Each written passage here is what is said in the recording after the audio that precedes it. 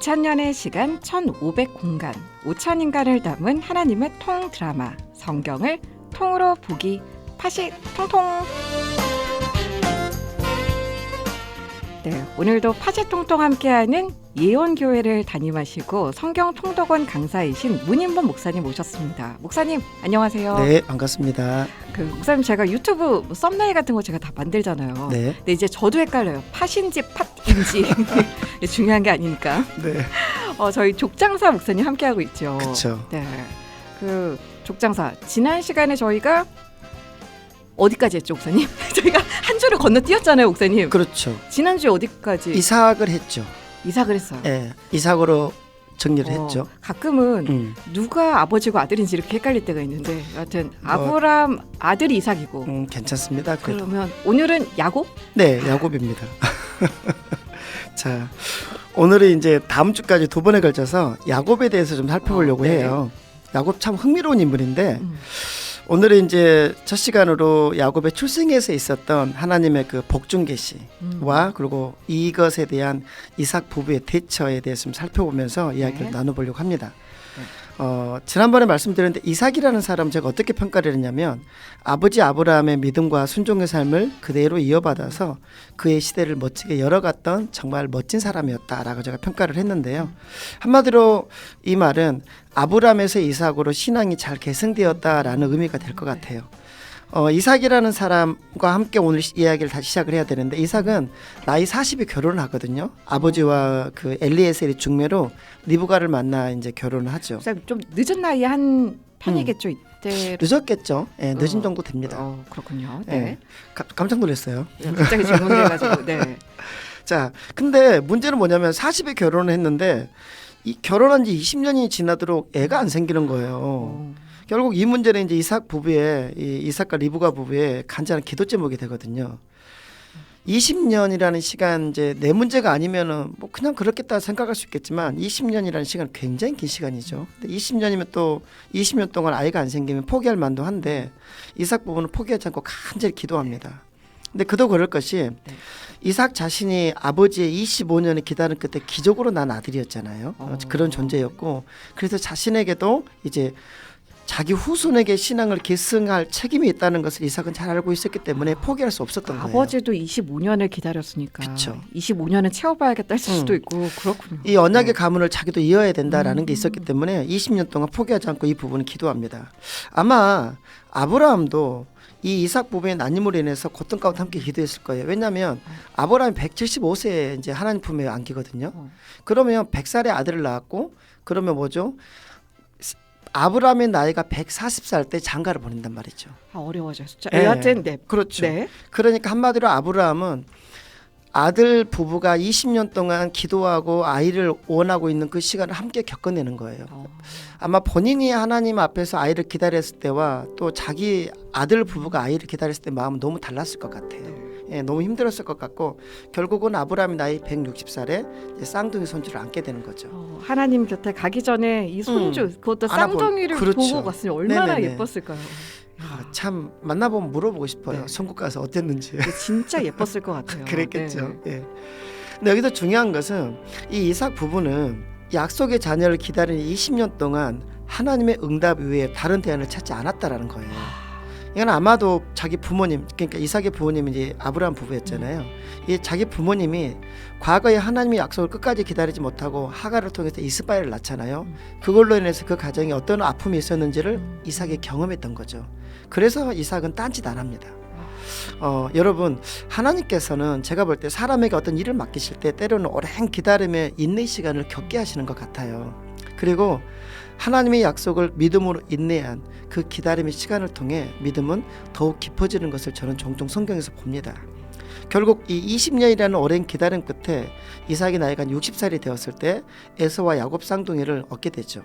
그런데 이 리브가가 이제 쌍둥이를 잉태하고 있을 때 하나님께서는 큰 자가 작은 자를 섬기리라는 말씀을 주십니다. 태에 잉태하고 있을 때 한마디로 하나님의 복중 계시죠. 품고 있을 때 계시였죠.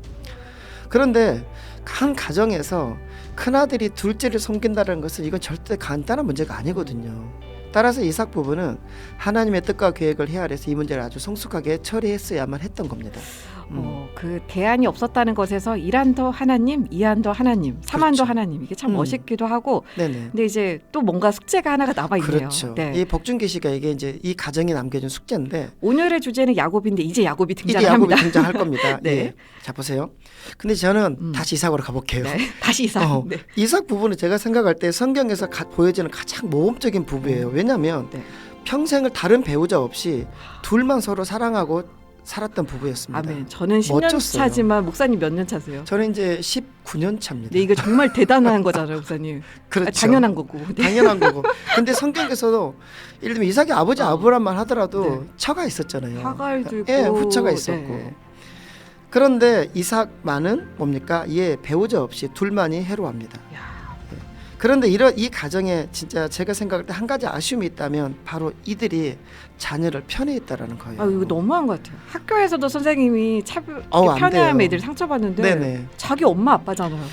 그러니까 믿음의 네. 가문에 왜 이런 일이 일어나는가라는 생각이 드는데 어찌됐든 아버지 이삭은 우리가 아는 것처럼 큰아들 에서를 그리고 어머니 리브가는 둘째 야곱을 더 사랑하고 예뻐했어요. 이것이 이제 이 가정에 있게 될 큰 소용돌이의 씨앗이었던 겁니다. 뭐가요? 편애가요. 아, 혹시 여러분 이쁜 자녀가 있더라도 네. 들키지 않으시길 바랍니다. 아멘. 네네. 어느 날 이삭이 이제 자신의 날이 얼마 남지 않은 걸 알고 하나님의 복중 계시를 소홀히 여기고 큰아들 에서를 축복하려고 합니다. 이 사실을 누가 알아차리냐면 아내인 리브가가 알아차려요. 그래서 에서가 이제 아버지를 위해서 사냥하러 나간 사이에 야곱을 급하게 부릅니다. 아들 이리 와봐. 그러고 나서 이제 뭐라고 하냐면 아버지를 속여서 형이 받을 축복을 빨리 가서 받으라고 합니다. 엄마가 아들에게 하는 이야기입니다. 자, 어머니 말대로 이제 야곱은 염소를 잡아오고 리브가는 이제 남편 이삭의 입맛에 맞게 아주 별미를 준비해 주죠. 그리고 염소 새끼의 가죽을 뒤집어 쓴 야곱은 이제 눈이 어두운 아버지 이삭에게로 축복을 받고자 다가갑니다. 아버지가 묻습니다. 네가 참 내 아들 에서냐? 굉장히 뜨끔했겠죠. 그때 야곱의 대답을 들어보십시오. 그러하니이다. 예, 그러하니이다. 고민할 만한데 고민하지 않고 대답합니다. 그러하니이다. 이삭의 가정에서 진짜 아쉬운 대목입니다. 제가 생각할 때 여러분, 애청자 여러분 물어보고 싶어요. 그렇다면 이삭이 네 가족이 있었잖아요. 네 가족 중에 누가 옳은 겁니까? 결론만 말씀드리면 누가 옳을까요? 그래도 이삭은 잘못이 좀 덜하지 않. 속임을 당했으니까 아니요. 덜한 거 아니고. 모두 옳지 않습니다. 아, 모두 옳지 않다. 네. 자, 그 이야기를 할 건데요. 부부간의 신뢰 그리고 부모 자식 간의 신뢰는요, 하나님께서 바라시는 가장 기본 조건입니다. 이건 시대가 변해도 아무리 변해도 움직일 수 없는 기본 원칙이라는 겁니다. 지금도 마찬가지고요. 신뢰라는 건. 그런데 믿음의 가정에서 이런 관계의 기본이 깨지는 일이 생겼다라는 거예요. 그러므로 우리는 이 사건을 바라보면서 그저 하나님께서 야곱을 선택하셨으니까 그런 일이 생긴 거 아닙니까? 라고 한마디로 쉽게 지나치면 절대 안 됩니다. 왜냐하면 어떤 이유든 간에 하나님은 당신의 뜻을 이루시기 위해서 속임수를 조장하시는 분은 결코 아니시기 때문입니다. 오늘 이런 성격의 사건, 이제 이러한 것 같은 사건들 있잖아요. 이런 성격의 사건은 우리 성도들의 일상의 삶에서도 쉽게 일어날 수 있기 때문에 우리는 이걸 잘 정리해야 됩니다. 자, 이삭을 살펴보면 이삭은요 무조건 잘못했습니다. 왜요? 하나님의 뜻이 분명했거든요. 네. 왜요? 큰 자가 작은 자를 섬긴다고 하셨잖아요. 그러면 이삭은 에서를 축복할 수 없습니다. 그거를 이삭은 알고 있었음에도 불구하고 에서를 축복하려 했던 것은 무엇입니까? 편애 때문이에요. 그놈 장자 큰아들을 축복하고 싶었던 겁니다. 잘못했네요. 잘못했네요. 네. 맞아요. 잘못했어요. 할 말 없는 사람 이삭. 리브가는 할 말이 많은 것 같긴 한데 네. 잠시 생각해보면 이럴 수 있습니다. 자기 남편 이삭이 하나님의 뜻을 소홀히 여긴 채 이제 에서를 축복하려고 하잖아요. 그럴 때 리브가는 어떻게 했어야 될까요?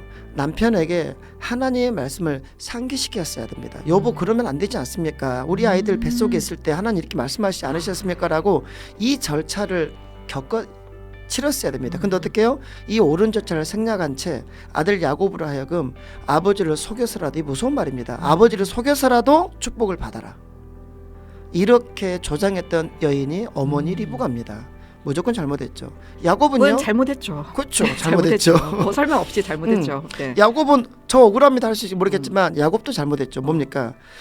자, 야곱은 지금 이 모든 되어지는 과정이 옳지 않다는 걸 압니다. 그렇죠. 아버지를 속이는데 우리 아버지가 마지막 묻잖아요. 너 에서가 맞니? 라고 했을 때 아버지 잘못했어요 라고 했어야 돼요. 기회가 있었는데. 그렇죠. 근데 그렇습니다 네. 라고 말해버리거든요. 옳지 않음을 알고 자기가 지금 아버지를 속임을 알면서도 어머니에게 동조함으로 아버지 축복을 거짓으로 받아낸 자입니다. 여러분, 우리 성도들은 자신들이 우리가 원하는 결과를 얻기 위해 과정을 무시하거나 그 과정을 외면하면 절대 안 된다라는 거예요. 이삭 부부는 큰 자가 작은 자를 섬길 거라는 하나님의 이 계시 앞에, 복중 계시 앞에 꾸준히 기도하며 어찌됐든 의견의 일치를 보았어야만 했습니다. 아들 야곱에게 속은 이삭은 창세기 27장 27절 29절에서 이렇게 기가 막힌 축복을 해줍니다. 마지막 축복인데 이런 이야기죠. 내 아들의 향취는 여호와께서 복 주신 밭의 향취로다. 하나님은 하늘의 이슬과 땅의 기름짐이며 풍성한 곡식과 포도주를 내게 주시기를 원하노라. 만민이 너를 섬기고 열국이 너를 내게 굴복하리니 내가 형제들이 주가 되고 내 어머니의 아들들이 내게 굴복하며 너를 저주하는 자는 저주를 받고 너를 축복하는 자는 복을 받기를 원하노라. 이게 이삭이 큰아들 에서에게 주고 싶었던 축복이었는데 이 기가 막힌 축복을 야곱이 속여서 받습니다. 근데 보세요. 이 놀라운 축복을 야곱이 하나님께서 작정하신 대로 정당한 방법으로 받았다면 얼마나 좋았을까요? 리브가가 정말 하나님 약속을 믿었다면 아무리 상황이 갑자기 급하게 돌아가더라도 분명히 하나님께서 정당한 방식으로 야곱을 축복받게 하실 것을 믿고 기다려야만 했던 겁니다. 그런데 리브가와 야곱은요, 하나님의 약속을 신뢰하며 기다리면서 실패한 것이죠. 기다리지 못한 거예요. 하나님 약속 신뢰하지 못한 겁니다.